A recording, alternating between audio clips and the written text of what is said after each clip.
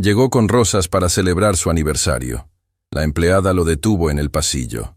«Señor, no suba ahí».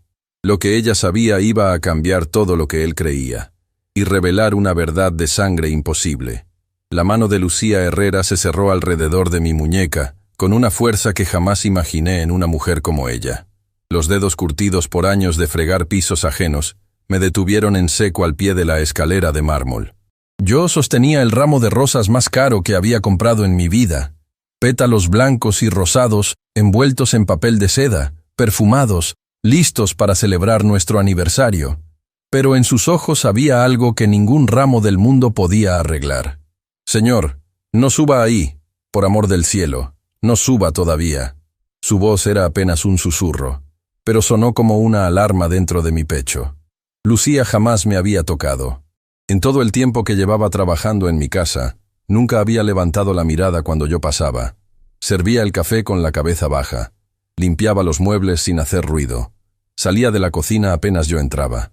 Era la sombra perfecta, la empleada perfecta, esa mujer que mi esposa había contratado por agencia y a quien, debo confesarlo, yo apenas notaba. Y ahora me agarraba la muñeca como si yo fuera un niño a punto de cruzar la calle frente a un camión sin frenos. «¿Qué pasa, Lucía? Suéltame. Catalina me espera arriba. Mi nombre es Eduardo Mendoza Vargas. Soy empresario, hijo único, heredero de una fábrica textil que mi padre construyó de la nada antes de morir.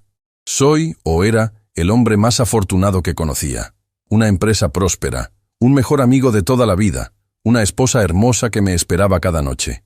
Y aquella tarde, faltando pocas horas para nuestra cena de aniversario, decidí salir antes de la oficina y darle una sorpresa. Déjame contarte cómo una mujer que limpiaba mis pisos detuvo mi vida con una sola frase. Y por qué nunca, nunca volví a ser el mismo. Esa mañana, yo había despertado temprano, todavía con el aroma de su perfume en la almohada. La miré dormir y pensé, este hombre es un afortunado. Catalina parecía un retrato. Bajé a la cocina y encontré a Lucía preparando el desayuno. Como siempre, ella se hizo a un lado, las manos cruzadas sobre el delantal, sin mirarme. Le di los buenos días. Ella respondió en un hilo de voz. Recuerdo que pensé por un instante qué historia tendría aquella mujer silenciosa, pero no me detuve. Tomé el café, leí el periódico, salí a trabajar. A media tarde, en la sala de juntas de Textiles Mendoza en Asociados, mi mejor amigo y socio minoritario, Mateo Salazar, propuso que canceláramos la última reunión del día. «Hermano», me dijo con esa sonrisa que tenía desde la universidad, «hoy es tu aniversario. Vete temprano, cómprale algo lindo a Catalina. Yo cierro todo aquí». Lo abracé. Lo abracé con la confianza de quien abraza a un hermano que la sangre olvidó darle. Mateo siempre fue así. El amigo que aparecía cuando uno más lo necesitaba. El que estuvo en el entierro de mi padre. El que me presentó a Catalina, hace ya tantos años, en aquella exposición de arte. El que se sentó a mi lado el día que firmé los papeles de la empresa, cuando temblaba como una hoja. «Gracias, hermano. No sé qué haría sin ti». «Tú también harías lo mismo por mí», respondió. «Anda, no la hagas esperar». Pasé por Floristería El Jardín. La señora del mostrador, una mujer mayor con anteojos al borde de la nariz, sonrió cuando me vio entrar. «Don Eduardo, ¿el ramo de siempre? Hoy quiero el más grande que tenga». Salí de allí cargando un buqué que apenas podía abrazar. Manejé hasta la casa con la radio encendida, con esa sensación tonta y feliz de quien va a ver llorar de alegría a la persona que ama. Ensayé las palabras en voz alta dentro del auto. «Catalina, mi amor, 8 aniversarios y 1000 más por delante». Sonreí solo. Sonreí como un idiota. Cuando entré en la casa, la primera cosa que noté fue el silencio. La segunda fue que Lucía estaba parada al pie de la escalera, agarrando con ambas manos el trapo de la limpieza, con los nudillos blancos, inmóvil, como si llevara un buen rato esperando que yo volviera. «Señor», dijo apenas me vio, «llegó muy temprano hoy». «Sí, quería sorprenderla». «¿Está arriba?» Y entonces ella hizo algo que derrumbó por dentro todos los protocolos invisibles que rigen la vida entre el patrón y el servicio. Me miró a los ojos, directo, sin titubear. «Señor, no suba ahí». Me reí como un tonto. porque pensé que se trataba de una broma, o de que mi esposa había preparado alguna sorpresa y la pobre mujer estaba complicada por delatarla. Lucía, por favor. Ya sé que algo está tramando. Suéltame, mujer. Quise pasar. Fue ahí cuando ella me tomó la muñeca. Y ahora aquí estábamos, los dos, ella temblando, yo confundido, las rosas inclinándose peligrosamente en mi otro brazo. Señor, escuche un momento. No quiero que suba así, no así. ¿De qué habla? Sus ojos se llenaron de lágrimas. No fue un llanto ruidoso. Fue ese llanto silencioso de las mujeres que llevan llorando hacia adentro toda una vida, y que ya no saben hacerlo de ninguna otra forma. Hace semanas que quería decirle algo, señor, pero una mujer como yo no es nadie en esta casa. ¿A quién le iba a creer? Pensé en irme, renunciar y desaparecer. Pero hoy escuché algo que no me dejó dormir desde el almuerzo. Y cuando lo vi entrar con esas flores, supe que Dios me estaba pidiendo que abriera la boca aunque me costara el trabajo. Aunque me costara más que el trabajo. Lucía, suéltame. Ya. Pero ella no me soltó. Y en ese instante, desde el segundo piso, llegó un sonido. Una risa de mujer. La risa más conocida del mundo para mí. La risa de Catalina. Una risa que yo había escuchado en la luna de miel, en cada cumpleaños, en cada cena de Navidad. Una risa que reconocería entre mil, pero no estaba sola. Había otra voz junto a la suya. Una voz masculina, baja, divertida, cómplice. Una voz que le respondía algo que yo no alcanzaba a entender. Y luego otra carcajada de los dos, mezclada, íntima. Sentí que el suelo se movía bajo mis pies. Me solté del agarre de Lucía no para subir, sino porque las rodillas se me doblaron. El ramo se me ladeó. Una rosa cayó sobre el mármol con un sonido ridículamente delicado. No, murmuré. No es lo que parece. Quizá vino una visita. Quizá es la televisión. Señor, Lucía tenía la voz quebrada. Llevan toda la tarde aquí. Yo los oí cuando subí a guardar la ropa limpia.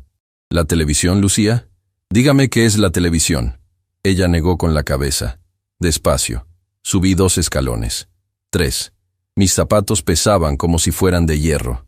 Y entonces, antes de poder dar el 4.º paso, escuché algo que no se puede confundir, ni inventar, ni explicar de otra manera. Escuché a Catalina decir un nombre dicho con esa entonación que las esposas usan apenas para sus maridos en la intimidad. Pero no era mi nombre. Mateo, apúrate antes de que él vuelva. El amor es ciego, dicen, pero la traición tiene voz. Y aquella tarde, la voz que me dejó sin palabras la conocía mejor que la mía propia. Las rosas se me cayeron de las manos. Todas. Pétalos blancos y rosados rodando por los escalones de mármol como si fueran las páginas arrancadas de un álbum de bodas. El papel de seda se rasgó, el moño se deshizo, y yo, parado allí, en la casa que había construido con tanto amor, sentí como 8 años se desplomaban a mis pies en cuestión de segundos. Quise gritar, quise subir corriendo y tirar la puerta abajo. Quise hacer lo que cualquier hombre traicionado haría. Pero la mano de Lucía volvió a sujetarme. Esta vez no me agarró la muñeca. Esta vez me sostuvo del brazo entero, como una madre sostiene a un hijo que está a punto de hacer una locura. Señor, escúcheme, por favor. Si sube ahora todo se acaba aquí, y todo lo que sé, todo lo que tengo guardado para usted, se pierde. Algo en su tono me detuvo. Algo en la manera en que dijo, todo lo que sé. Como si llevara cargando un secreto demasiado grande para sus hombros. La miré, y por primera vez la miré de verdad. No como la empleada que limpiaba mi casa. La miré como a una mujer. Y vi cosas que no había visto antes. Vi cansancio antiguo, vi inteligencia, vi una pena vieja que ningún uniforme podía esconder. ¿Qué sabe usted, Lucía? Sus ojos se pasearon por la escalera, por las rosas caídas, por las paredes con cuadros que mi madre había escogido antes de morir. Después volvieron a mí. Sé que esto que oyó hoy no es lo peor. Sé que lo que está pasando arriba es solo una mentira pequeña, dentro de una mentira mucho más grande. Sé cosas, señor, que llevo descubriendo desde el primer día que entré aquí. Cosas sobre su esposa, cosas sobre el señor Mateo.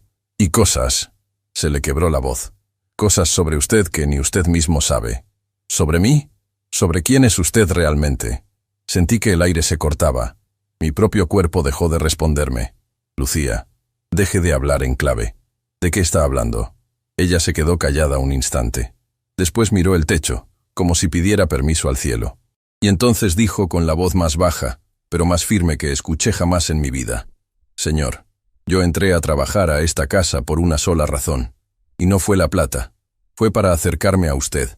Porque yo sé quién era su padre. Yo sé qué hizo. Yo sé que guardó en silencio toda su vida. Y sé también... Se le quebró la voz de nuevo. Pero esta vez, no de miedo, sino de un dolor antiguo. Sé también lo que él dejó pendiente con mi familia hace muchísimos años. Algo que nadie en esta casa puede saber todavía. Las risas siguieron arriba, lejanas, inocentes para los oídos de cualquiera, devastadoras para los míos. Pero yo ya no las escuchaba. Las palabras de aquella mujer humilde, esa empleada a la que nunca había mirado a los ojos, acababan de hacer temblar todo el suelo bajo mi vida entera. No me había roto la traición de mi esposa, ni siquiera la de mi hermano del alma. Me había roto descubrir que aquella mujer del servicio sabía cosas de mi propia familia que yo jamás sospeché. Lucía, le dije con la garganta seca, baje conmigo a la cocina, ahora.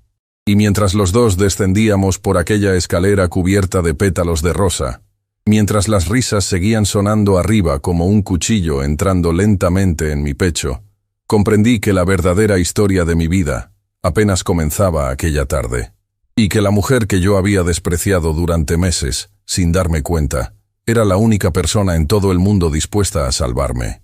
Bajamos por aquella escalera con el silencio más pesado que había sentido en mi vida. Cada pétalo aplastado bajo nuestros zapatos sonaba como un reproche. Lucía caminaba delante de mí, sin volverse, con una serenidad extraña, como si hubiera ensayado este momento durante meses. Quizás lo había ensayado. La cocina de mi casa siempre fue mi lugar favorito. La diseñó mi madre antes de enfermarse, con una mesa larga de madera maciza donde, según ella, ningún problema se queda sin resolver si uno se sienta a la mesa. Mi madre creía en esas cosas. Hoy entendía por qué. Siéntese, señor.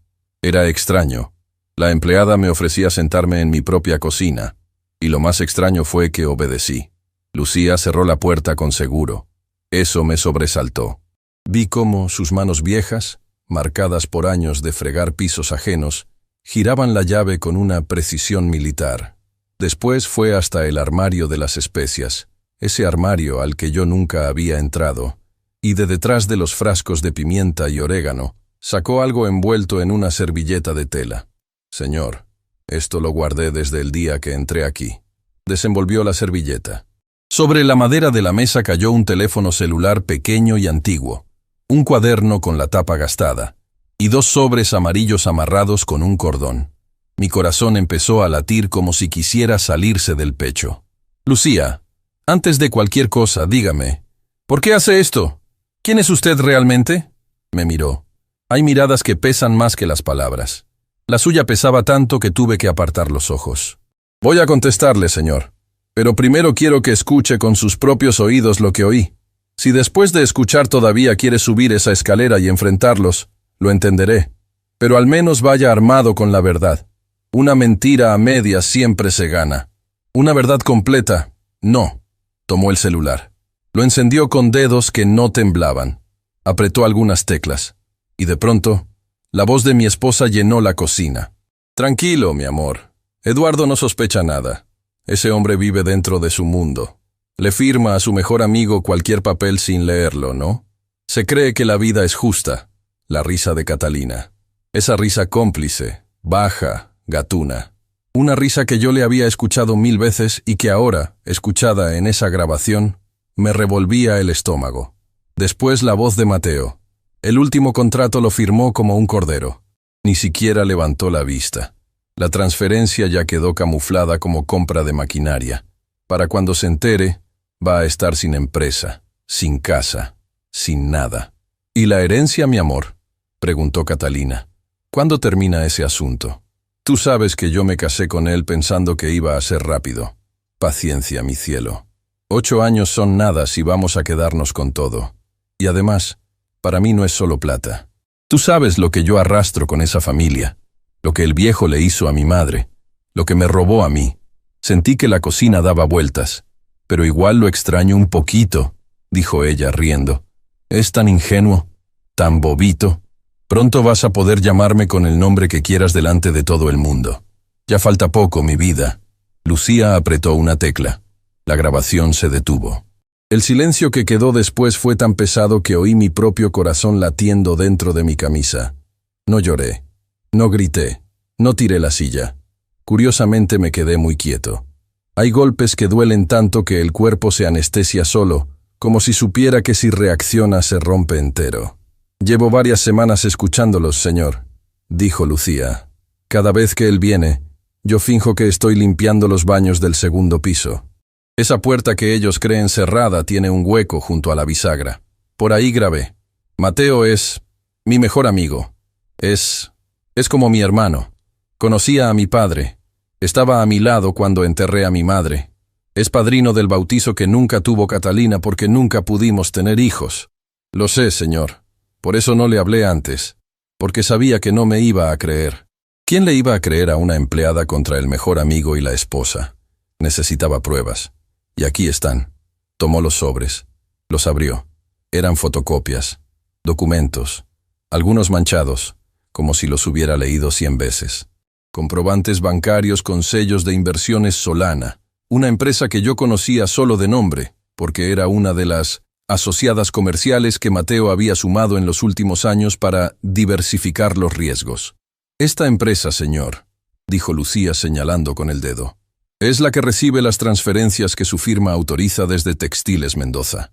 Los montos no son pequeños. Y los firmantes de Inversiones Solana son 3.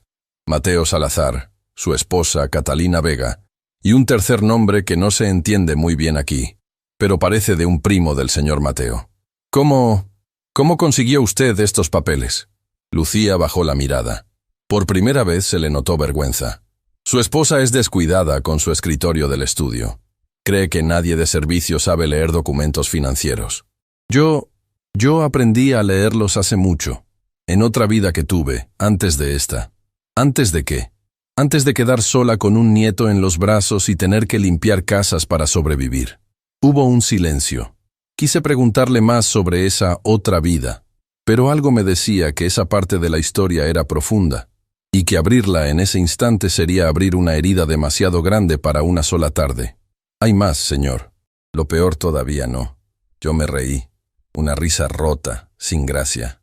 ¿Cómo va a haber algo peor que esto, Lucía? Me miró, y dijo algo que se me clavó en la memoria como un alfiler en un mapa. Los papeles roban dinero, señor, pero el corazón roba destinos. Sacó el segundo sobre. Adentro había fotos viejas, fotos en papel, de las de antes. Las desplegó sobre la mesa con la calma de quien acomoda cartas de un tarot que conoce de memoria. Esta foto la encontré detrás del cuadro grande del estudio. Estaba pegada con cinta al respaldo de la madera, escondida. Su esposa no sabe que existe. La tomé con las manos temblando. Era una foto en blanco y negro, manchada por el tiempo. Aparecía un hombre mayor, elegante, sentado en un banco de un parque. A su lado, una mujer joven que sonreía mientras él le tomaba la mano. Detrás había un árbol enorme, de esos antiguos, llenos de raíces. La cara del hombre la conocía perfectamente. Era mi padre. Esa mujer joven, dijo Lucía, y se le humedecieron los ojos. Era mi hermana mayor. Sentí que la sangre se me congelaba. ¿Su hermana? Sí, señor. Mi hermana Marisol Herrera. Murió hace muchísimos años. Murió joven, sola, sin que nadie supiera por qué. Y yo, durante toda mi vida, busqué entender qué había pasado con ella. Hasta que un día, abriendo unos cajones viejos de mi casa, encontré una caja con cartas firmadas con la inicial R. Cartas de amor. Cartas de un hombre casado que le prometía a mi hermana arreglar todo, hablar con su esposa, cuidarla. Cartas que se interrumpieron justo en el peor momento. Cerré los ojos. El nombre de mi padre se llamaba Ramiro. Lucía. Usted me está diciendo que mi padre... Le estoy diciendo que su padre quiso a mi hermana, sí, y que cuando ella le pidió ayuda en el peor momento de su vida, él tuvo miedo de su esposa, miedo del escándalo, miedo de su empresa, y la dejó sola. Mi hermana murió esperando una respuesta que nunca llegó, y mi familia entera se hundió detrás. Mi madre nunca volvió a sonreír. Mi padre dejó de trabajar, y yo, que era apenas una jovencita, prometí frente al cajón de mi hermana que algún día iba a saber exactamente quién era ese hombre. Levantó la vista, y sus ojos eran dos brasas tristes. Tardé toda mi vida, señor, pero lo encontré. Cuando vi la noticia en el periódico de que don Ramiro Mendoza había muerto, supe que era él. Y cuando leí la nota, supe que tenía un hijo. Usted. Pero entonces... Tragué saliva con dificultad. ¿Usted vino a esta casa para vengarse de mí? Lucía hizo algo que jamás esperé. Tomó mis manos sobre la mesa. Las apretó con sus dedos curtidos. Y por primera vez la vi sonreír. Una sonrisa triste, vieja, generosa. No, señor. Vine a conocerlo. A entender qué clase de hombre era el hijo de aquel señor. Si era igual al padre, me iba a ir y nunca le iba a dirigir la palabra. Pero llevo meses observándolo, escuchándolo hablar con los empleados, viendo cómo trata a la gente. Y entendí algo, señor. ¿Qué? Que usted no es como su padre. Usted es un hombre bueno, tan bueno que no se da cuenta de cuándo lo están comiendo vivo. Una lágrima me cayó sin permiso. Una sola, después otra. Después no pude detenerlas. Lucía, todo lo que creí de mi vida está siendo desarmado en una sola tarde. ¿Qué hago? ¿Qué hago, por Dios? Primero va a respirar. Después va a guardar todo esto donde nadie lo encuentre. Y después va a fingir, señor. Va a fingir que todo está bien. Va a sonreírle a su esposa. Va a abrazar a su mejor amigo. Y va a seguir como si no hubiera oído nada. Porque si ellos saben que usted sabe, todo podría cambiar esta misma noche. Y no de buena manera. ¿Cree que serían capaces de perjudicarme? Señor, hay personas capaces de todo por mucho menos que lo que está en juego en esos papeles. Y hay algo que todavía no entiende. Lo que están armando contra usted está más avanzado de lo que parece. La firma del último contrato es esta semana. Si usted firma, pierde la empresa. Si no firma, ellos sospechan. Tenemos pocos días. Levanté el celular, miré la grabación, miré la foto de mi padre con su hermana, miré las fotocopias bancarias. Era demasiado. Pero al mismo tiempo, por primera vez en años, sentí algo parecido a despertar. Algo parecido a abrir los ojos después de un sueño largo. Lucía, tengo que pedirle algo. Lo que sea, señor. No me llame más señor. Si lo que dice es verdad, si su hermana quiso a mi padre, si él le falló, entonces usted y yo cargamos una historia común. Soy Eduardo. A secas. La mujer que limpiaba mis pisos cerró los ojos y dejó caer una lágrima. Esa lágrima recorrió el surco viejo de su mejilla, como si conociera el camino de memoria, como si llevara décadas esperando rodar. Eduardo, repitió en voz baja, y aquel nombre, dicho por ella, sonó distinto a como lo había escuchado nunca. En ese instante, sonó el teléfono de la cocina. Era el interno, la línea que conectaba la planta baja con el dormitorio principal. Los dos quedamos paralizados. Lucía se acercó, levantó el auricular con una calma sobrenatural y se lo acercó al oído sin contestar. Se quedó escuchando. Después colgó muy lentamente. Me miró. Señor, digo, Eduardo, su esposa acaba de pedirle al señor Mateo que se vaya por la puerta de servicio, porque escuchó un ruido abajo, y dijo que... Se le quebró la voz. Que tal vez usted llegó antes.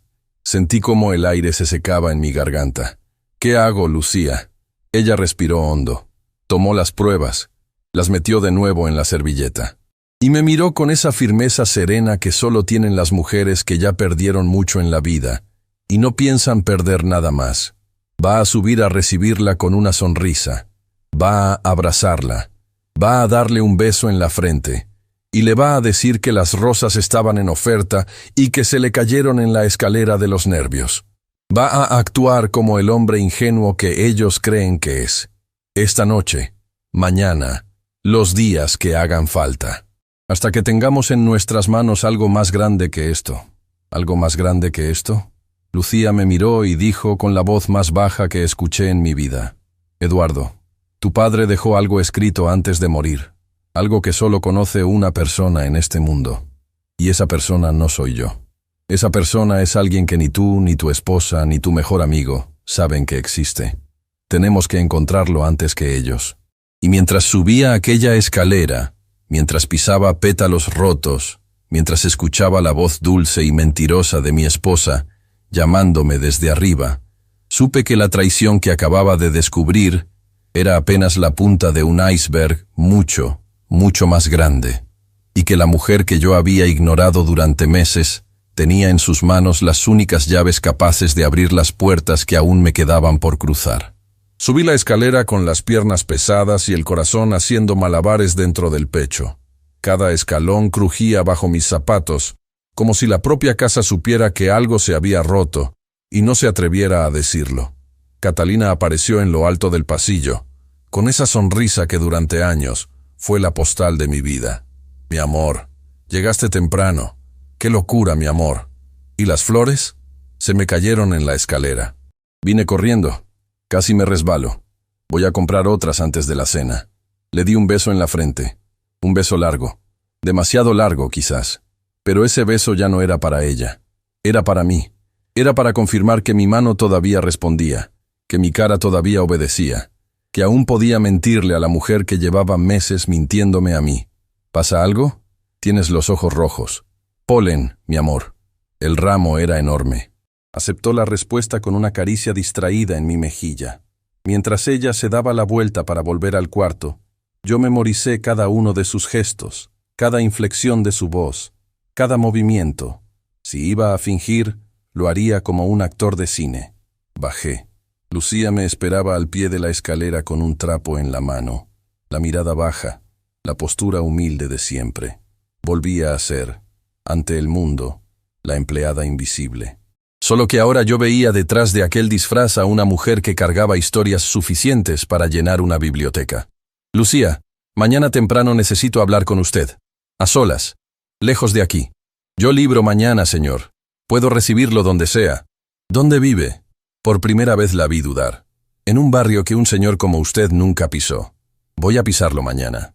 Aquella noche dormí en el sillón de mi propio estudio, con la excusa de un dolor de espalda que Catalina aceptó sin discutir. La verdad es que dormir junto a ella habría sido imposible. Cerraba los ojos y veía rosas cayendo. Los abría y veía un techo que parecía ajeno. Era mi casa, pero ya no. A primera hora salí en mi auto sencillo, sin chofer, sin protección. Dejé el celular del trabajo apagado. Manejé hasta donde Lucía me había indicado, y a medida que las calles cambiaban, también cambiaba el paisaje de mi vida. Los muros pintados de 1000 colores. Los niños corriendo descalzos detrás de una pelota desinflada. Los almacenes pequeños con la puerta abierta. Una abuela barriendo la vereda. Un perro durmiendo bajo un naranjo. Aquella era una ciudad que yo nunca había caminado, aunque hubiera vivido a pocos kilómetros toda mi vida. La casita de Lucía era pequeña y limpia, pintada con cariño. Tenía un patio con un limonero y una cuerda con ropa secándose al sol. Ella me esperaba en la puerta, sin uniforme, sin delantal, solo una mujer con un pañuelo en la cabeza y la dignidad intacta. Pase, Eduardo. Era la primera vez que mi nombre sonaba dentro de su casa, y la sentí pronunciarlo con una mezcla extraña de respeto y ternura. Adentro, sentado en el suelo de la sala, había un niño dibujando con lápices de colores. Tendría poca edad, pero suficiente para entender lo que pasaba a su alrededor. Levantó la cabeza al verme. Tenía los ojos brillantes y una sonrisa enorme. «Buenos días, señor. Buenos días. Él es mi nieto, Matías Herrera. Vive conmigo desde que era apenas un bebé. Vamos, mi amor. Decile al señor cómo te llamas bien fuerte. Soy Matías, y voy a ser arquitecto cuando sea grande». Algo dentro de mí, que llevaba muchos años dormido, se sacudió con esas palabras. Yo, que nunca pude tener hijos, sentí en aquel niño una luz que no había visto entrar a mi casa jamás. «Matías, mi amor», dijo Lucía con voz suave. «Anda a la pieza un ratito. La abuela y el señor tienen que conversar cosas serias. ¿Es cosa de adultos? Es cosa de adultos. Bueno, pero después me haces tortilla con queso, ¿eh? Te hago la tortilla más rica del mundo». El niño se fue corriendo, abrazando una libreta de dibujos como si fuera un tesoro. Lucía lo miró irse con esos ojos que tienen las abuelas cuando ven en sus nietos la última oportunidad de la vida. «Es todo lo que tengo, Eduardo, y todo lo que cuido». Nos sentamos a la mesa de la cocina. Una mesa de madera vieja, con un mantel a cuadros y una jarra de agua fresca. Olía a pan tostado y café recién hecho. Olía a vida verdadera. Ahora sí, Lucía. Quiero saber quién era usted antes de entrar a mi casa. Ella se quedó callada un largo rato, removiendo el café con una cucharita pequeña. Cuando empezó a hablar, su voz fue distinta. Era la voz de alguien que se había guardado la vida entera y por fin tenía permiso de soltarla. Yo estudié, Eduardo, aunque hoy no se note. Cuando era jovencita, fui de las primeras de mi familia en terminar los estudios. Después me especialicé. Trabajé muchos años en una pequeña firma. Llevaba la contabilidad de comerciantes del barrio.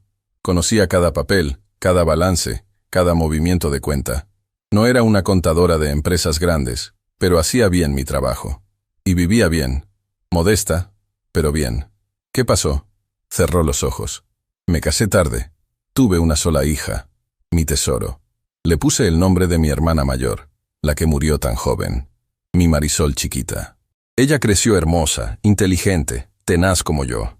Estudió, se graduó, salió de noviazgo con un muchacho del barrio que parecía bueno. Tuvieron a Matías, pero ese muchacho no era lo que aparentaba. Comenzó a meterse en cosas turbias, en gente turbia. Mi hija quiso salir de esa relación, quiso volver a casa con el bebé, y un día, volviendo del trabajo, mi hija no llegó a casa. Le tembló la voz. Tomé aire profundo. Lucía, no tiene que contarme esa parte sino...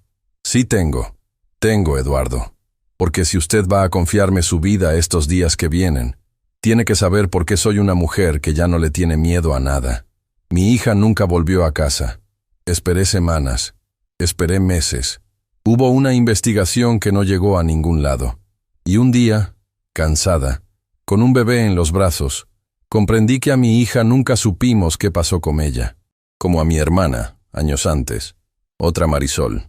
Otro silencio. Levantó la mirada y los ojos le brillaron sin lágrimas. Era una tristeza más vieja que el llanto. La pena fue tanta que perdí el trabajo. Perdí la casa donde vivíamos. Tuve que vender todo. Me quedé con esto, esta casita, que era de mi madre y que nadie pudo quitarme. Y para criar a este nieto que es mi vida, tuve que aceptar lo único que se ofrecía sin pedir antecedentes ni explicaciones. Limpiar casas. Y ahí me hice empleada. Una mujer que sabía leer balances pero limpiaba pisos. Sentí vergüenza ajena del mundo entero. Lucía, no me tenga lástima, Eduardo. La lástima no me sirve. Yo aprendí algo limpiando casas que jamás aprendí en una oficina. Que las personas se descuidan delante de quienes consideran invisibles. Hablan, dejan papeles abiertos, mandan mensajes en voz alta. Para una mujer del servicio, una casa rica es una novela puesta sobre la mesa. Y cuando supe quién era usted, cuando supe que era el hijo de don Ramiro Mendoza, vine a esta casa para entender. Y me quedé porque entendí que usted no era el padre, que usted era otra cosa. ¿Qué cosa? Sonrió con tristeza. Un hombre solo. Un hombre que también había sido tragado por un silencio. Solo que aún no se daba cuenta. Bebí mi café para no llorar. Hábleme de mi padre, Lucía. Hábleme de Marisol. La historia completa.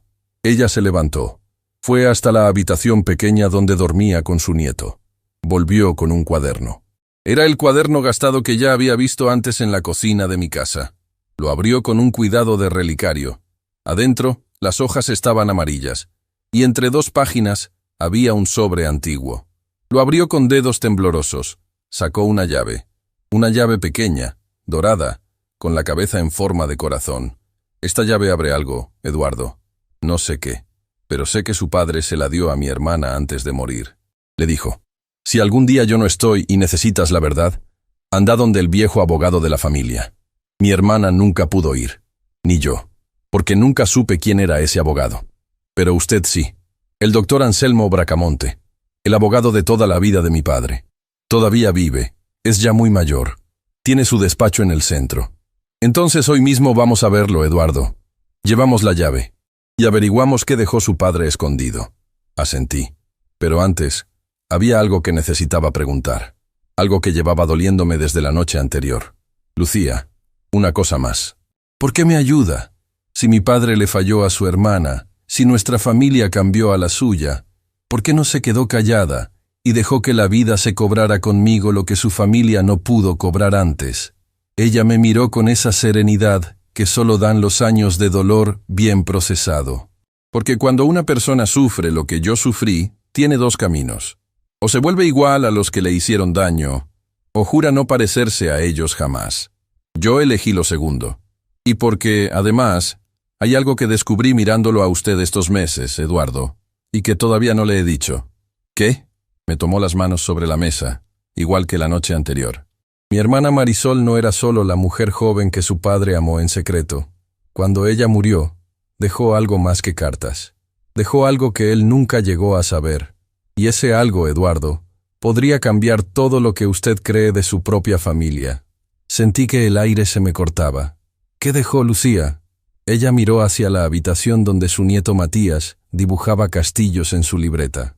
Eso no se lo puedo decir todavía, Eduardo. Necesito que primero hablemos con el doctor Bracamonte. Necesito que primero sepamos qué guardó su padre con esa llave. Si lo que sospecho es cierto, lo que está pasando en su casa con su esposa y su mejor amigo es apenas la sombra de una historia mucho, mucho más vieja. Una historia que comenzó antes de que usted naciera. Salimos de la casa de Lucía a media mañana. Antes de subir al auto, le hice una promesa. Le prometí que pasara lo que pasara, ese niño jamás iba a volver a sufrir un silencio como los que habían destrozado a su madre y a su tía. Lucía me apretó el brazo y no dijo nada. No hacía falta. Manejamos en silencio hasta el centro de la ciudad. La oficina del doctor Anselmo Bracamonte estaba en un edificio antiguo, de aquellos que aún tenían rejas en los ascensores y porteros que conocían a los clientes por el nombre. El doctor era un hombre muy mayor, casi una reliquia, con anteojos gruesos y manos ligeramente temblorosas, pero con una mirada todavía despierta. Cuando me vio entrar acompañado de Lucía, su rostro cambió, palideció. Se quedó muy quieto, como si hubiera visto un fantasma. Eduardito, murmuró usando el apodo que solo mi padre usaba cuando yo era pequeño. Eduardito, hijo, ¿sabes? Tu padre me hizo prometerle, antes de morir, que algún día tú ibas a venir a buscarme. Me dijo que cuando vinieras, no ibas a venir solo, que ibas a venir con alguien que llevara una llave dorada con cabeza de corazón, y que esa persona iba a ser... Miró a Lucía, y los ojos se le humedecieron. Iba a ser una herrera. Lucía soltó una pequeña exclamación y se llevó la mano a la boca. El doctor Bracamonte se levantó muy despacio, con la dificultad de los años. Caminó hasta una caja fuerte antigua, escondida detrás de un cuadro. Hizo girar la combinación. Sacó un sobre lacrado con cera roja. Sobre el sobre, escrito con la letra de mi padre que yo conocía como mi propia mano, había unas pocas palabras. Para mi hijo Eduardo. Para que sepa, por fin, que no es el único hijo que tuve.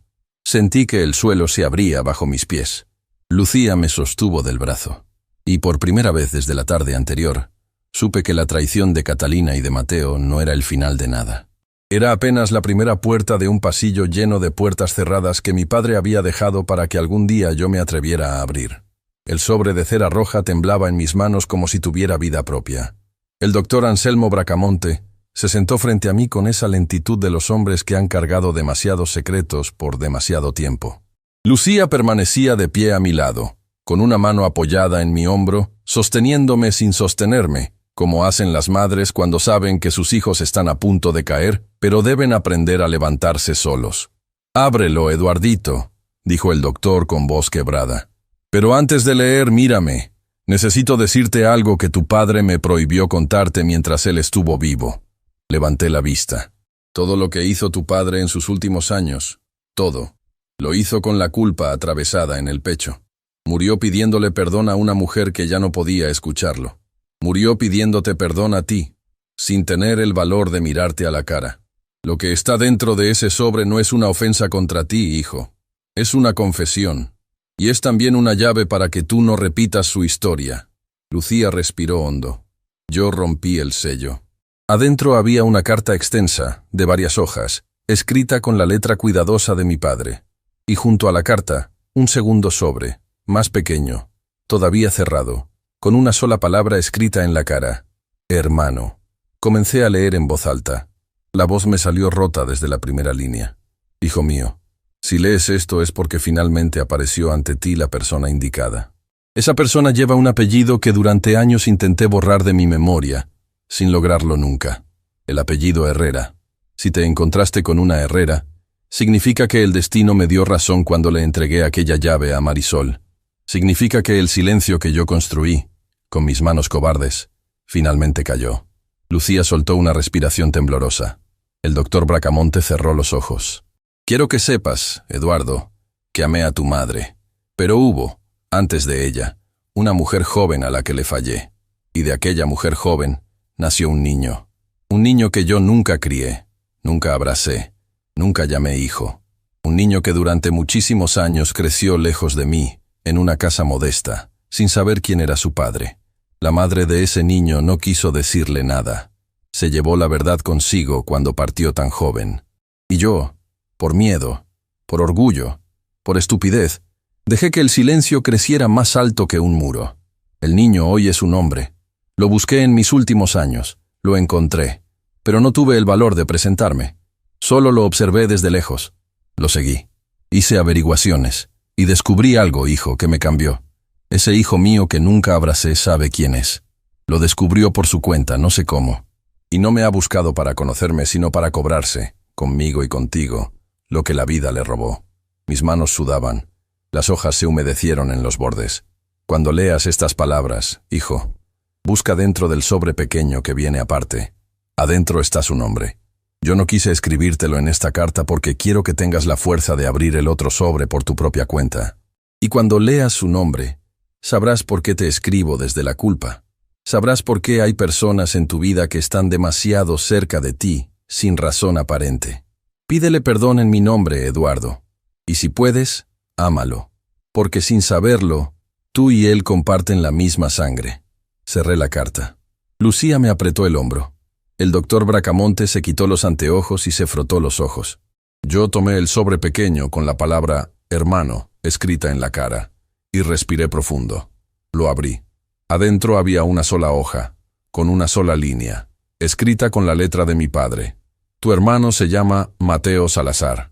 El mundo se detuvo. Lucía soltó un grito ahogado y se llevó las dos manos a la boca. El doctor Bracamonte agachó la cabeza como si llevara 40 años esperando aquel momento y no supiera cómo soportarlo. Yo me quedé inmóvil. No respiraba, no pensaba.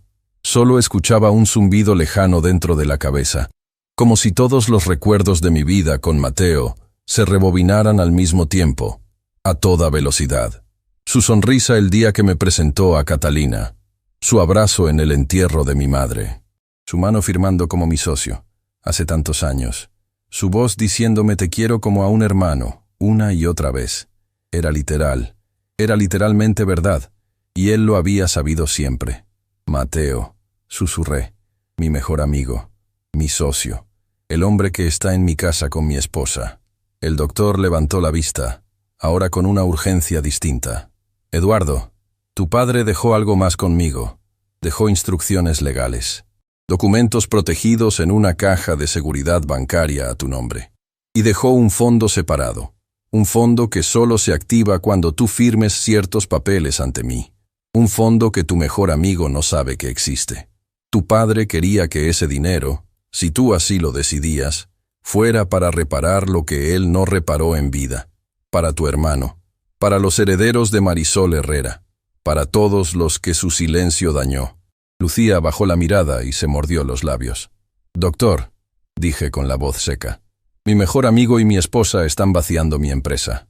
La firma final del último contrato es esta misma semana. Si firmo, pierdo todo. Si no firmo, sospechan. ¿Qué hago? Bracamonte me miró por encima de los anteojos con la mirada de quien ya había visto demasiadas guerras de familia. No firmas, pero no por terquedad. Firmas algo distinto. Fingimos que firmas el contrato que ellos prepararon, pero en realidad firmas otro documento que yo voy a redactar esta misma noche. Un documento que blinda toda tu empresa bajo una nueva titularidad provisional. Mientras ellos creen que tienen el control, en realidad están firmando su propia salida. Y nosotros recopilamos las pruebas que faltan. Lucía tomó la palabra por primera vez. Doctor, hay algo más que debe saber. Hay un cómplice escondido en la sombra. Mateo y la esposa de Eduardo no actúan solos. Hay un tercer firmante en la empresa fachada, un familiar lejano del señor Mateo, que está manejando los traspasos.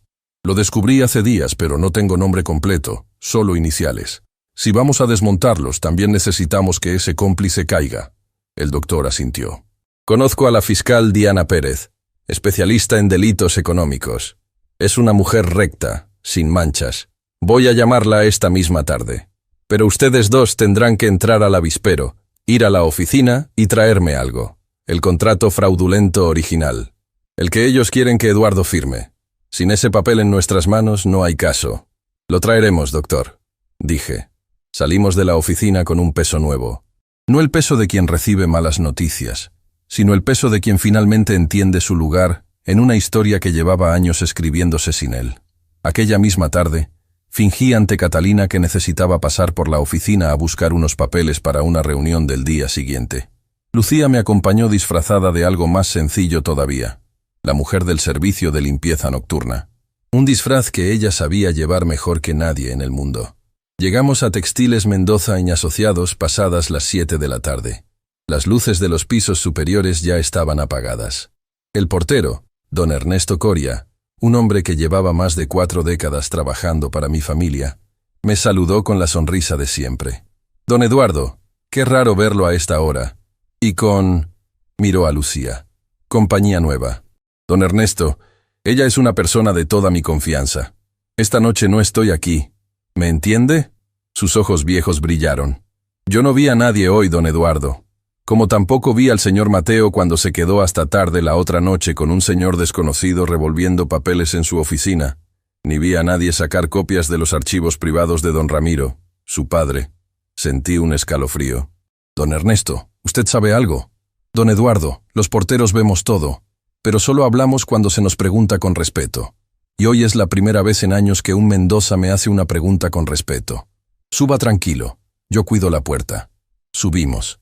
Lucía caminaba detrás de mí en silencio, con esa serenidad de quien ya cargó cosas más pesadas en su vida. La oficina principal estaba cerrada con llave, pero yo tenía la mía. Adentro, todo era penumbra. El olor familiar de la madera, del papel, del café viejo dentro de las tazas. Olía a mi padre, olía a mi infancia. Eduardo, busque rápido. Si lo van a esconder va a estar donde menos lo busquen sus ojos. Revisé la caja fuerte de mi escritorio. Vacía. Revisé los cajones. Nada. Lucía se acercó al escritorio que Mateo había convertido en suyo desde que se había hecho socio. Pasó la mano por la madera, pensativa. Después se agachó. Yo miré sin entender. Ella tanteó debajo del escritorio, por los costados, por la parte trasera. De pronto detuvo la mano. Aquí. Sacó una pequeña carpeta atornillada por debajo del cajón. Una carpeta camuflada como parte del mueble. Adentro había una pila de papeles. Los desplegamos sobre la mesa. Eran los contratos. El contrato fraudulento principal. Los anexos. Y también algo más que ninguno de los dos esperábamos. Un sobre con fotografías. Fotografías de mi esposa con Mateo en distintos momentos. En cafés, en hoteles, en viajes que ella había justificado siempre como viajes con amigas. Lucía levantó una de las fotos y se la quedó mirando con tristeza, no con asco. Era la mirada de una mujer que ya había visto demasiadas mentiras de hombres y de mujeres por igual. Eduardo, mire esto. En el reverso de una de las fotos había una anotación a lápiz. Plan B activado. Si el ingenuo no firma, algo podría pasar. Sentí que la sangre se me iba a los pies. Lucía, ellos ya tenían un plan preparado. Sí, Eduardo. Por eso teníamos tan poco tiempo. Por eso no podíamos esperar. Empecé a temblar, no de miedo, sino de rabia. Lucía, quiero que tome ahora una decisión, la que prefiera. Si quiere irse de mi casa esta misma noche, si quiere desaparecer y proteger a Matías, lo entiendo. No tiene por qué exponerse más. Esto ya no es solo una pelea por la empresa. Esto es algo mucho más peligroso. Ella me miró largo rato. Después, despacio, negó con la cabeza. Eduardo, mi hermana murió esperando a un Mendoza que la salvara. Mi hija desapareció esperando justicia que nunca llegó. Yo no voy a salir de esta historia hasta que todos los silencios se terminen. Voy a quedarme. y lo voy a sacar adelante. Por usted, por su hermano que aún no sabe que se equivocó de bando, y por mi nieto, que no merece crecer en un mundo donde los buenos siempre pierden. Tomamos los documentos. Tomamos las fotografías. Tomamos también una memoria pequeña que estaba enganchada con cinta a uno de los anexos del contrato, claramente olvidada por descuido. Bajamos la escalera con la calma fingida de quien no acaba de cargar una bomba en su mochila. Don Ernesto nos abrió la puerta de servicio. «Que tengan buena noche los dos». «Y don Eduardo», dijo, y por primera vez la voz le tembló. «Su padre, en sus últimos meses de vida, me pidió que le dijera algo si alguna vez usted aparecía buscando la verdad». «¿Qué le pidió, don Ernesto?» El portero se acomodó la gorra con la mano cansada. «Me pidió que le dijera que los hijos verdaderos no son los que llevan tu apellido, sino los que limpiarían tus heridas si te encontraran caído en la calle». Lucía dejó caer una lágrima que no intentó secar. Yo apreté los documentos contra el pecho. Subimos al auto. Manejé en silencio, con la mente trabajando a mil. Tenía un hermano que me odiaba sin que yo supiera por qué. Tenía una esposa cómplice de una traición. Tenía una empleada que era la única persona del mundo dispuesta a salvarme. Y tenía, ahora, las pruebas en la mano. Pero también tenía un problema enorme. Lucía, si Mateo y Catalina descubren que esta carpeta no está donde la dejaron... Ella terminó la frase por mí, con la voz baja. «Esta noche, Eduardo, alguien va a entrar a su casa». Y mientras las luces de la ciudad pasaban a toda velocidad por las ventanillas, supe que la peor noche de mi vida, la noche en que el silencio de mi padre y la avaricia de mi mejor amigo iban a chocar, acababa de empezar. Manejé hasta la casa de Lucía sin decir una palabra. Las luces de la ciudad se reflejaban en el parabrisas como pequeños alfileres. La carpeta con los documentos, las fotografías y la memoria descansaba sobre las piernas de Lucía, sostenida por sus manos curtidas como si fuera un recién nacido frágil. «No podemos llevarlo a mi casa», dije al fin. «Si entran esta noche, lo primero que van a buscar es esto. No vamos a su casa, Eduardo. Vamos a la mía. Pero tampoco la guardamos allí. La voy a esconder donde nadie la encuentre. En un lugar que solo conozco yo, y que no está en ninguno de los dos lugares donde me buscarían». Antes de que pudiera preguntar, ella ya estaba marcando un número en su celular. «Doña Carmen, soy Lucía. Disculpe la hora. Necesito un favor enorme. Le voy a dejar a Matías esta noche en su casa. ¿Puede recibirlo? Le explico mañana. Por favor, no haga preguntas todavía». Colgó. Se volvió hacia mí. «Doña Carmen Aguilar es mi vecina más querida. Cuida a Matías cuando trabajo de noche. Hoy va a quedarse con él. No quiero a mi nieto cerca si pasa lo que sospechamos». Sentí una punzada de admiración por esa mujer. No solo cuidaba de mí, estaba protegiendo a un niño antes que a sí misma. Llegamos a su barrio. Lucía bajó del auto, entró en la casa y volvió a salir 5 minutos después con Matías en brazos, dormido, envuelto en una manta delgada. El niño murmuró algo entre sueños y se acomodó contra el cuello de su abuela. Caminó 2 casas más allá. Tocó la puerta. Una mujer mayor abrió. Recibió al niño con la naturalidad de quien lo había recibido 100 veces antes. No hubo necesidad de explicaciones, solo miradas. Cuando Lucía volvió, sus ojos estaban húmedos pero firmes. «Vamos, Eduardo. Quedan pocas horas antes del amanecer». «¿A dónde?» «A la casa donde nací». Manejamos hacia las afueras de la ciudad por un camino de tierra que serpenteaba entre campos abiertos. La luna estaba llena. Un perro ladraba en algún lugar a la distancia. El viento traía olor a pasto recién cortado y a algo más profundo. Olor a tiempo, a memoria, a infancia. Esta era la casa de mis padres, Eduardo. Después fue de mi hermana. Después de mi hija. Y ahora, después de tantos años de silencio, no la habita nadie. Pero yo la conservo. Pago las cuentas. La limpio una vez al mes. La barro. Le abro las ventanas. Porque mi madre siempre decía que las casas mueren si nadie respira en ellas. La casa apareció al final del camino. Era pequeña, de paredes de adobe blanco, con un techo de tejas viejas y un farol oxidado colgando junto a la puerta. Detrás, un patio con un pozo y un naranjo enorme. Lucía sacó una llave del bolsillo. Una llave grande, antigua. Abrió la puerta. El olor a madera vieja y a recuerdos cerrados nos recibió. «Pase, Eduardo. Esta noche, esta casa también es suya».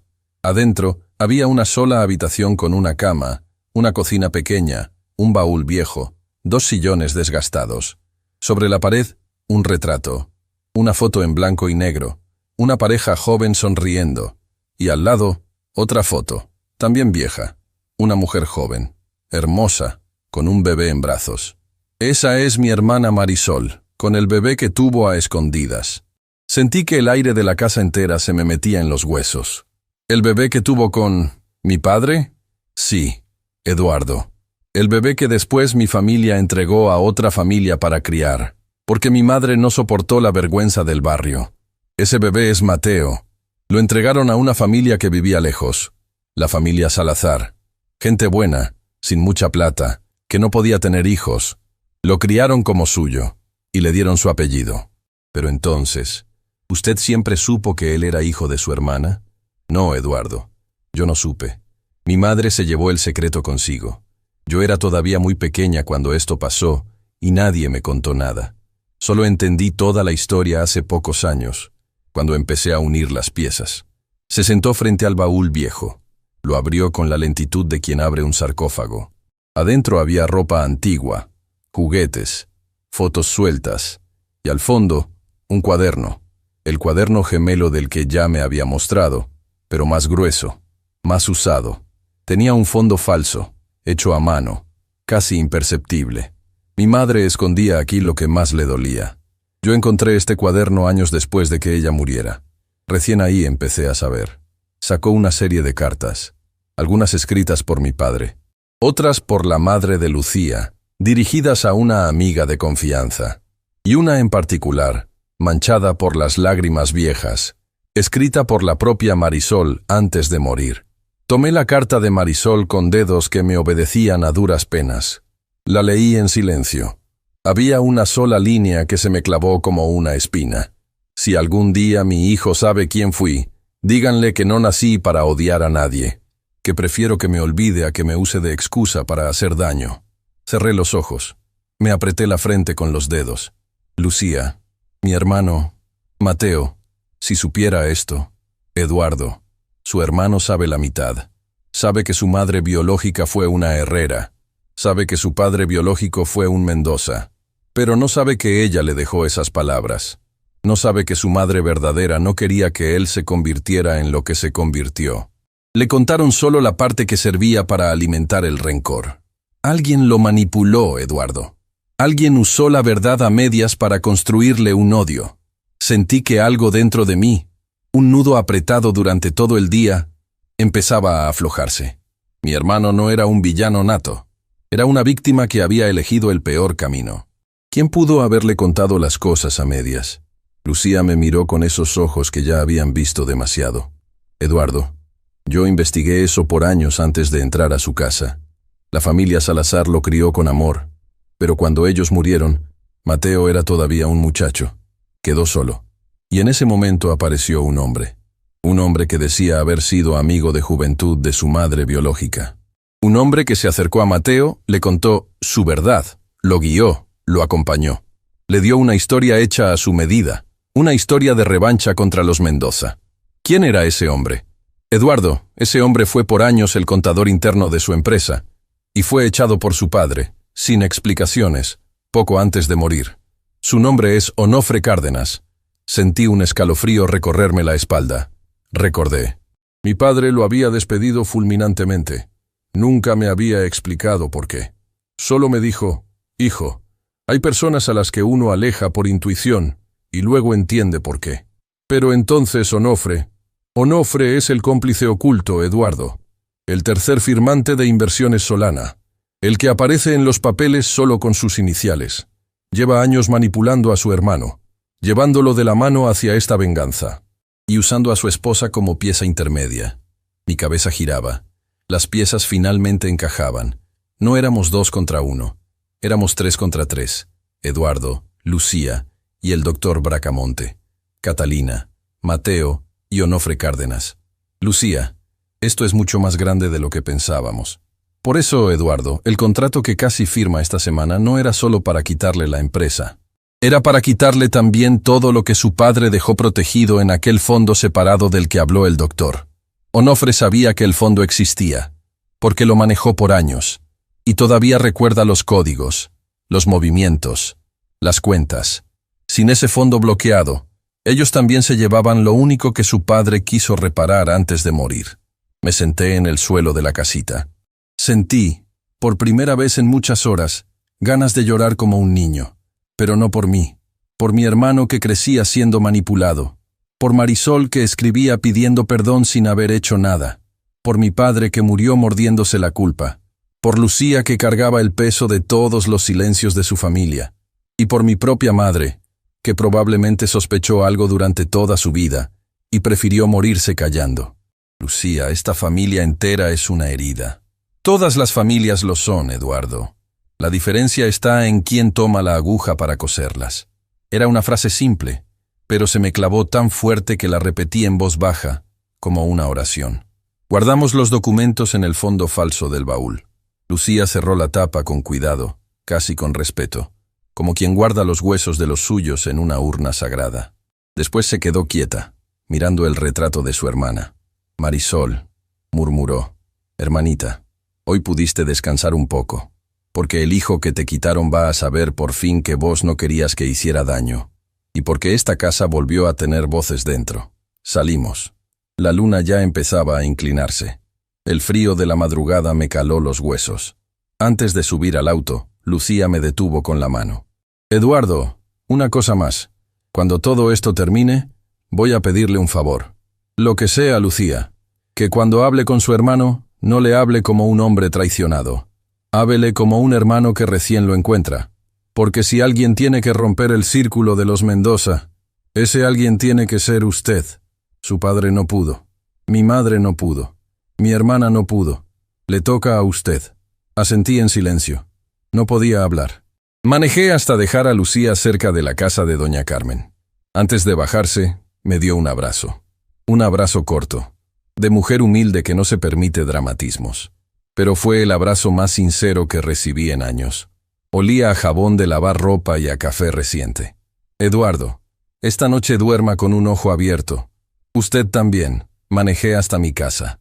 Catalina ya estaba en la cama, fingiendo dormir. La luz de la mesa de noche estaba encendida. Subí en silencio. Me acosté a su lado, sin hacer preguntas. A las 3:30 de la madrugada, escuché lo que esperaba. Un ruido sordo, abajo, junto a la puerta de servicio. Después pasos. Después el sonido inconfundible de cajones siendo abiertos en el estudio. Mi corazón empezó a latir como un tambor. Catalina, con los ojos cerrados a mi lado, soltó la respiración demasiado serena. Demasiado controlada. Estaba escuchando junto conmigo. Estaba esperando la noticia. Después de unos minutos, los pasos volvieron a la puerta de servicio. Y antes de que el intruso saliera, alcancé a oír un susurro masculino, dicho con frustración. No está aquí. Tenemos un problema. La puerta se cerró. El silencio volvió a la casa. Catalina, junto a mí, soltó una respiración entrecortada. Me dio un beso suave en el hombro, fingiendo despertar. ¿Pasa algo, mi amor? Te siento tenso. Soñé feo, mi vida. Solo eso. Cerré los ojos. Por primera vez en mi vida, le mentí a mi esposa con la calma de quien ya no tiene esposa. A la mañana siguiente, mientras Catalina bajaba sin saber nada, mi celular vibró. Era un mensaje del doctor Bracamonte. Eduardo, la fiscal Diana Pérez aceptó tomar el caso. La cita es esta tarde. Lleve todo lo que tenga. Y prepárese. Ella va a querer que usted firme algo que ni su esposa, ni su hermano, ni el viejo Onofre podrán deshacer cuando se enteren. Sonreí por dentro. Por primera vez en muchos días, sonreí como un hombre que dejó de ser víctima. La balanza estaba a punto de cambiar de lado. La oficina de la fiscal Diana Pérez quedaba en el último piso de un edificio gris, austero, sin lujos. No había alfombras costosas ni cuadros decorativos. Solo escritorios llenos de carpetas, archivos hasta el techo y un olor permanente a café cargado. Era el lugar exacto donde se sostenían las verdades incómodas de la ciudad. La fiscal era una mujer de mediana edad, con expresión seria y mirada directa. Apenas entré con el doctor Bracamonte y Lucía, ella se levantó y nos extendió la mano sin sonrisas innecesarias. «Doctor, qué bueno verlo después de tantos años. Señor Mendoza. Y usted, señora, tome asiento, por favor. El doctor me anticipó algunos detalles del caso, pero quiero escucharlo todo desde el principio, sin omisiones. Pusimos los documentos sobre la mesa, las grabaciones, las fotografías, la memoria pequeña, las copias del contrato fraudulento. Diana revisó todo con una calma profesional que daba escalofríos. No movía un músculo del rostro mientras leía. No hacía exclamaciones. Solo apuntaba en una libreta y de vez en cuando separaba un papel del resto. Cuando terminó, levantó la vista. Señor Mendoza, lo que tiene aquí es contundente, pero todavía no es suficiente. Necesitamos a los 3 firmantes de Inversiones Solana en una misma escena, hablando del esquema, sin posibilidad de negar después. Ahora mismo, su esposa puede argumentar que la engañaron. Su socio puede decir que actuó por error contable. Y el tercero, Onofre Cárdenas, puede desaparecer si los otros 2 lo entregan como chivo expiatorio. ¿Qué propone, doctora?, preguntó Bracamonte. Una operación controlada. Vamos a hacer que firmen el último contrato, pero no en la oficina. En su casa, señor Mendoza. En un ambiente íntimo, donde se sientan seguros, donde bajen la guardia. Yo voy a tener al equipo afuera, escuchando todo a través de un micrófono escondido que usted mismo va a llevar puesto. Cuando los 3 confiesen sin saber que los oímos, intervenimos. Lucía se inclinó hacia adelante. Doctora, hay algo más que debe saber. Onofre Cárdenas no es familiar real de Mateo Salazar. Yo al principio creí que era un primo, porque las iniciales coincidían con un Cárdenas familiar lejano. Pero después entendí que el parentesco era una mentira armada por él mismo. Onofre se hizo pasar por familia para tener acceso a los papeles y firmar Inversiones Solana sin levantar sospechas en el banco. Y hay otra cosa. Onofre lleva años manipulando a Mateo. Le contó verdades a medias para construirle un odio que no le pertenecía. Diana Pérez frunció el ceño y tomó nota. Eso cambia el escenario. Si su socio fue manipulado, su responsabilidad penal es menor. Aún así, tendrá que responder. Pero podríamos negociar con él una colaboración si se da cuenta a tiempo de quién lo usó. Eso depende de usted, señor Mendoza. ¿Quiere salvar a su socio? Yo respiré hondo. Lucía me miró con esos ojos suyos de aguas viejas. Me dijo en silencio lo que ya me había dicho la noche anterior. Que cuando hable con su hermano, no le hable como un hombre traicionado, háblele como un hermano que recién lo encuentra. Doctora, ese socio es mi hermano. Lo descubrí hace pocos días, y aunque hizo cosas terribles, fue manipulado durante años. Quiero salvarlo. Si está dispuesto a abrir los ojos, quiero que tenga una segunda oportunidad. Diana asintió lentamente. Está bien, lo intentamos. Pero si él se mantiene del lado equivocado, no voy a poder hacer nada más por él. ¿Entendido? Entendido. Salimos de aquella oficina con un plan en marcha. Era miércoles por la tarde. La firma del contrato estaba pautada para el viernes a la noche, en mi casa, durante una pequeña cena que Catalina ya había organizado con Mateo y sus asesores financieros. Faltaban 2 días. Esa misma tarde, Lucía me pidió hacer algo que jamás imaginé. Eduardo, antes del viernes, necesito que vaya a ver a su hermano a solas. Sin esposa, sin Onofre, sin nadie. Solo usted y él. ¿Para qué, Lucía? Si lo enfrento ahora, todo se cae. No para enfrentarlo, para mirarlo. Para sentarse con él una última vez como amigos y guardar ese recuerdo. Porque cuando termine la operación, ya no van a poder mirarse igual. Y porque hay algo que necesito que le dé. Pero todavía no puedo dárselo a usted hasta el viernes. No entiendo. Va a entender. Por ahora, vea a su hermano. Aunque sea por un café. Esa noche llamé a Mateo. Le dije que necesitaba hablar de un viejo recuerdo que no me dejaba dormir.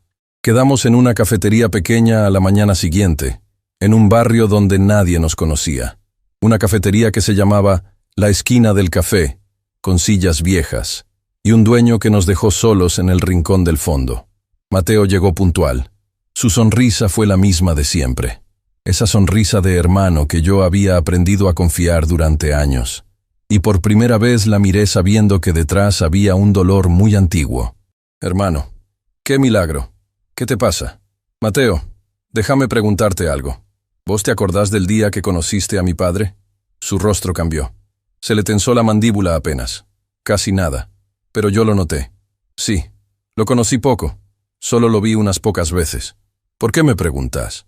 Porque he estado pensando mucho en él, en la familia que tuvo, en las cosas que dejó sin hacer. ¿Vos sentís que tu familia te dejó cosas sin hacer, Mateo? Mateo bajó la vista. Removió el café con la cucharita más tiempo del necesario. Todas las familias dejan cosas sin hacer, hermano. ¿Y vos alguna vez sentiste que tu vida era distinta a la que te tocaba? Levantó la mirada. Por primera vez en muchos años, vi en sus ojos algo distinto a la sonrisa de siempre. Vi un cansancio antiguo. Vi una herida.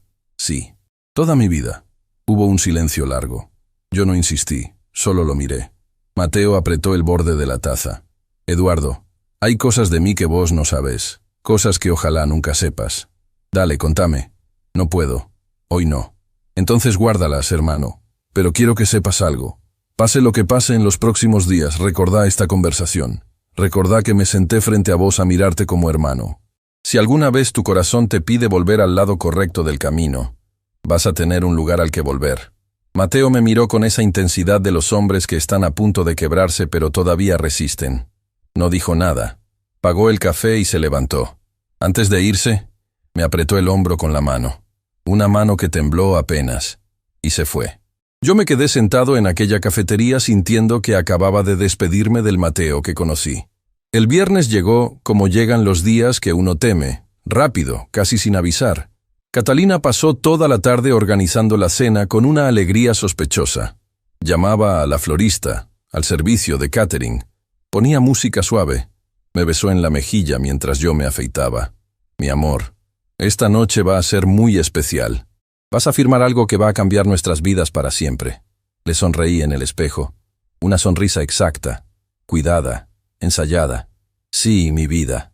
Va a cambiar todo. A las 8 en punto sonó el timbre. Mateo entró primero, vestido formal, con una botella de vino. Detrás venía Onofre Cárdenas. Hacía años que no lo veía. Estaba más viejo, más enjuto, con esa mirada de hombre que ha cargado rencores demasiado tiempo. Me extendió la mano con falsa cordialidad. «Eduardito, qué gusto. Tu padre estaría orgulloso de ver hasta dónde llegaste». Sentí ganas de gritar, pero solo le sonreí. Pasamos al comedor. Lucía servía la mesa con su silencio de siempre, el delantal puesto, la cabeza baja. Nadie sospechó. Para los tres ella seguía siendo invisible. Yo, debajo del saco, llevaba el micrófono pequeño que la fiscal Pérez me había dado por la tarde. Comimos, reímos, brindamos. Catalina contaba historias graciosas. Mateo seguía la conversación. Onofre observaba todo con ojos calculadores. Cuando llegó el café, Catalina sacó la carpeta con el contrato. «Mi amor, antes del postre, firmemos esto rápido para sacárnoslo de encima». Tomé la pluma, la giré en los dedos y dije con la voz más serena del mundo: «Antes de firmar quiero que me expliquen una cosa. Quiero que me expliquen para qué quieren la empresa. Sin mentiras, solo entre nosotros, en confianza. Ya somos casi familia». Onofre soltó una risa baja, la risa más reveladora que escuché en mi vida. «Eduardito, ¿en serio querés saber? La empresa es nuestra desde antes de que vos nacieras. Tu padre se la robó al hijo verdadero. Mateo es un Mendoza. Vos solo le pusiste el sello. Y ahora, después de tantos años, las cosas vuelven a su lugar». Catalina se rió bajito y le acarició la mano a Mateo. Mateo no se rió. Se quedó muy quieto. Demasiado quieto. «Onofre», dijo de pronto. «Cállate». «¿Qué?» «Cállate. No hace falta hablar más». Lo miré. Mateo tenía los ojos llenos de algo que no había visto antes. Vergüenza. Un dolor antiguo asomando. Justo en ese momento Lucía entró al comedor. Pero no entró como empleada. Entró derecha, con la cabeza alta, llevando en las manos un sobre amarillo. Se acercó a la mesa y lo dejó frente a Mateo. «Joven Mateo, esto es para usted. Es de su madre verdadera, Marisol Herrera, mi hermana mayor». Catalina dejó de sonreír. Onofre se levantó bruscamente. «¿Qué es esto? ¿Quién dejó entrar a esta mujer? Eduardo, ¿qué circo es este?» Mateo abrió el sobre con dedos temblorosos. Adentro estaba la carta original de su madre. Esa carta que decía, con tinta vieja y manchada por lágrimas: «Si algún día mi hijo sabe quién fui, díganle que no nací para odiar a nadie, que prefiero que me olvide a que me use de excusa para hacer daño». Mateo leyó 2 veces. 3. Y entonces ese hombre que durante toda su vida había construido un odio para sostenerse en pie, soltó la primera lágrima limpia. Una sola. Después otra. Después no pudo más. «Mamá», susurró, como si hablara con alguien presente. Onofre quiso quitarle la carta de la mano. «Mateo, esto es una trampa. Esta vieja te está mintiendo». Pero Mateo se giró hacia él, despacio, con los ojos brillantes y una calma terrible. «Onofre, vos me criaste el odio. Vos me llenaste la cabeza de mentiras desde que era chico. Mi madre nunca quiso esto. Mi madre escribió todo lo contrario». Catalina empezó a temblar. Miró hacia la puerta. Vio que algo no encajaba. Quiso salir corriendo. Y entonces sonó el timbre. Y la voz firme de la fiscal Diana Pérez, desde el otro lado, dijo claro y fuerte: «Policía, por favor abran la puerta. Tenemos una orden». Las copas en la mesa temblaron. Lucía se acercó a mí. Me apretó el brazo en silencio. Y mientras los hombres de la fiscalía entraban a la sala, mientras Catalina lloraba de rabia y Onofre trataba de huir por el patio sin éxito, Mateo seguía sentado mirando la carta de su madre. Y por primera vez en su vida, mi hermano lloraba sin pedir perdón a nadie más que a sí mismo. Aquella noche, mi casa dejó de ser mía. Dejó de ser la casa de Catalina. Dejó de ser el escenario montado por Onofre. Pasó a ser simplemente una sala vacía donde la verdad finalmente había podido sentarse a cenar sin pedirle permiso a nadie. Los oficiales se llevaron a Catalina primero. Lloraba sin mirar a nadie, como llora la gente que descubre tarde que sus mentiras tenían un calendario. Onofre Cárdenas salió esposado, con la mirada perdida, murmurando que él había hecho todo aquello por una madre que jamás conoció. Pero Marisol Herrera ya había hablado por sí misma, desde una carta vieja, y había desautorizado para siempre el odio que él había usado para vivir. Mateo se quedó sentado a la mesa, solo, con la carta abierta entre las manos. La fiscal Diana Pérez se acercó a él con respeto, no con dureza. «Señor Salazar, usted también va a tener que acompañarnos. Pero, dadas las circunstancias y según lo conversado con el doctor Bracamonte, su situación legal va a evaluarse aparte. La declaración voluntaria que haga esta noche será determinante. Decida con calma». Mateo levantó la cabeza. Sus ojos, que habían cargado tanto rencor durante años, ahora estaban limpios, vacíos, recién lavados por las lágrimas. «Voy a declarar todo, doctora. Todo, desde el principio. Pero antes, ¿puedo abrazar a mi hermano?» Diana Pérez asintió. Yo me levanté. Caminé hacia él. Y Mateo, ese hombre al que durante años llamé hermano sin saber lo literal de la palabra, se aferró a mi pecho como un náufrago. Lloró sin contención. Lloró por la madre que perdió antes de nacer, por la familia que le ocultaron, por los años que dedicó a una venganza que nunca le perteneció. Lloró por mi padre, al que no pudo perdonar a tiempo.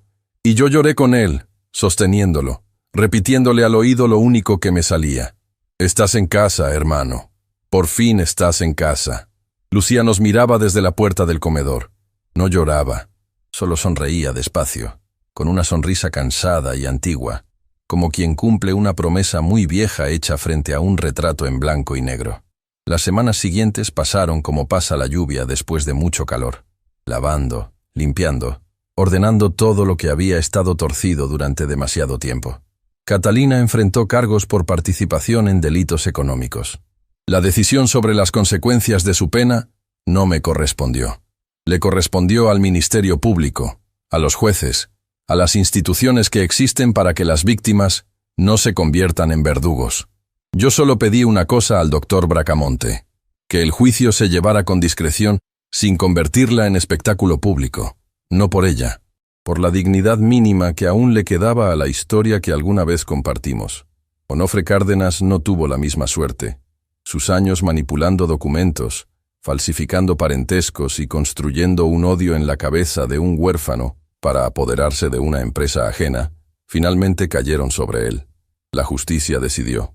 Yo no decidí. Mateo cooperó con la fiscalía desde la primera declaración. Entregó todo lo que sabía: cuentas, papeles, conversaciones, registros. Su colaboración resultó decisiva. La fiscal Diana Pérez le obtuvo una pena reducida, alternativa, con trabajo comunitario y reparación financiera. Mi hermano comenzó a pagar su deuda no con dinero, sino con tiempo, con presencia, con esfuerzo verdadero. Cada tarde, durante meses, se presentaba en una fundación que ayudaba a jóvenes huérfanos a estudiar oficios. Trabajaba con ellos, les enseñaba lo poco bueno que sabía. Les decía, mirándolos a los ojos, que el odio era el peor maestro que un huérfano podía tener. Y por las noches, cuando volvía a la casa pequeña que alquiló cerca del barrio de Lucía, se sentaba a leer y releer la carta de su madre. Esa carta no se separaba de él.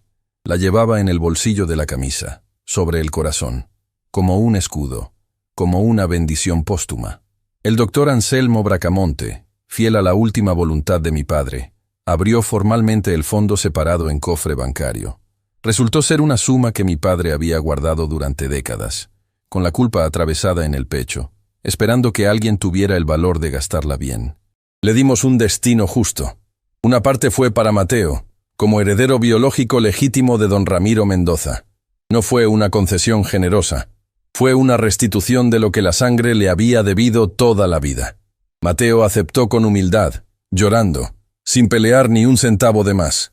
Esa parte la usó para fundar una pequeña escuela técnica que llevaría por decisión suya el nombre Marisol Herrera, para que su madre, finalmente, tuviera algo en este mundo que llevara su nombre con orgullo. Otra parte fue destinada a mejorar la casita donde nació Lucía, esa casa donde su hermana había escondido cartas, donde su madre había guardado un cuaderno con fondo falso, donde tantos silencios se habían criado. Lucía no quiso aceptar dinero para ella, pero aceptó que arregláramos la casa para Matías, para que el niño tuviera, además del cariño de su abuela, paredes firmes, una cocina nueva, una pieza propia llena de libros y útiles escolares. «Eduardo», me dijo el día que entregamos las llaves, «mi nieto va a ser arquitecto», como me dijo el primer día que lo vio, y va a estudiar en una universidad de verdad. Yo no se lo pude dar a su madre, pero se lo voy a dar a él. Yo le respondí lo único que se podía responder a una mujer así. No, Lucía, se lo vamos a dar entre los dos. Y entonces le dije lo que llevaba pensando hacía tiempo. Le pedí que dejara para siempre el delantal, que se quedara conmigo, no como empleada, sino como tía, que viniera a la mesa grande, a la silla principal, que Matías corriera por los pasillos donde antes solo habían corrido pétalos rotos. Lucía me miró largamente. Después dijo con la voz baja y firme: «Eduardo, voy a estar siempre cerca, pero esa casa grande no es para mí. Yo nací en una casa chica, viví en una casa chica, y cuando me toque despedirme, quiero hacerlo en una casa chica. Pero te prometo que vamos a vernos seguido, que las puertas de esa casita siempre van a estar abiertas para vos, y que Matías va a ser tu sobrino verdadero, aunque la sangre nunca lo sepa». Le acepté la condición. Era lo justo. Algunas mujeres no necesitan techos altos para sostener vidas enormes. A mí me costó más tiempo del que esperaba volver a sentirme yo. Estuve algunos meses durmiendo mal, repasando cada conversación con Catalina, preguntándome si alguna vez me había querido de verdad o si todo había sido una larga obra de teatro. La respuesta, cuando llegó, no llegó como pensé. Llegó una tarde cualquiera, mientras tomaba mate en el patio de la casita de Lucía, mirando a Matías dibujar planos de edificios imposibles sobre el suelo. Comprendí que no importaba si Catalina me había querido al principio, al medio o al final. Lo único que importaba era que yo había aprendido a querer mejor, que ahora sabía distinguir el amor del cálculo, la compañía de la conveniencia, el abrazo verdadero del abrazo entrenado, y comprendí algo más, viendo a aquel niño dibujar. Yo, que durante toda mi vida pensé que el dolor más grande había sido no poder tener hijos, finalmente entendí que la vida me había estado preparando para algo distinto, no para ser padre de un niño que llevara mi sangre, sino para ser tío de un niño que llevara mi nombre como un acto de elección. Matías empezó a llamarme tío Edu, sin que nadie le enseñara. Y yo empecé a contestarle como si esa palabra hubiera estado esperándome toda la vida. Hoy, cuando alguien me pregunta cómo se cae una vida y cómo se levanta de nuevo, yo cuento la historia del día que llegué temprano a casa con un ramo de rosas. Cuento que las flores cayeron por la escalera. Cuento que una mujer humilde, a la que durante meses ni siquiera había mirado a los ojos, me sostuvo del brazo y me dijo: «Señor, no suba ahí. Cuento que detrás de aquella frase había 3 décadas de silencios, una hermana muerta, una hija perdida, un padre culpable, un hermano manipulado, una esposa cómplice, un manipulador frío y un niño dibujando castillos sobre el suelo. Cuento que Lucía Herrera, la empleada invisible de mi casa, fue la única persona en el mundo que se atrevió a salvarme, no porque yo lo mereciera, sino porque ella había decidido, hacía mucho tiempo, no parecerse jamás a quienes la habían herido. Y cuento, sobre todo, lo que aprendí.